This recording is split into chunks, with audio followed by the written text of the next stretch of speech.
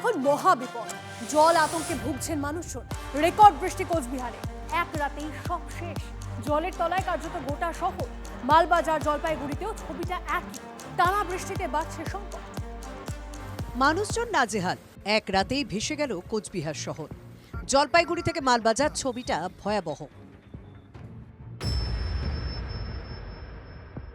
ঝেপে বৃষ্টি উত্তরে, কোচবিহার 254 মিলিমিটার।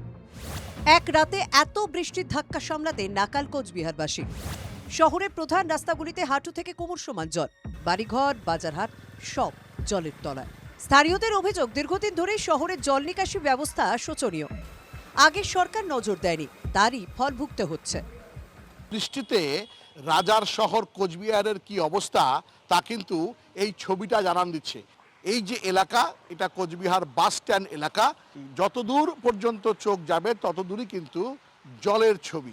বৃষ্টিটা অস্বাভাবিক হয়ে গেছে, তার জন্য জলটা বেশি হয়। কোনো সময় তো আমরা পরিষ্কার করতে দেখি না, পৌরসভা কোনো ড্রেন পরিষ্কার করা বা কোনো কিছু দেখছি না। সরকারের উচিত প্রথমে এখানে জল নিকাশি ব্যবস্থা ঠিক করা, ড্রেন থেকে যে সমস্ত জলগুলো বাইরে আসছে সেটা ব্যবস্থা করা।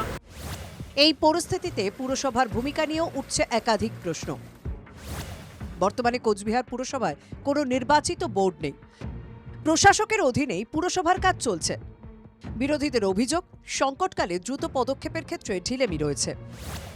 জলপাইগুড়ি গড়ালবাড়ি গ্রাম পঞ্চায়েতেও একই ছবি। এলাকায় কম করে 200 পরিবার জলের তলায়। অভিযোগ, তৃণমূল পরিচালিত এই গ্রাম পঞ্চায়েতে বিধানসভা ভোটের পর থেকেই প্রধানের পাত্তা নেই।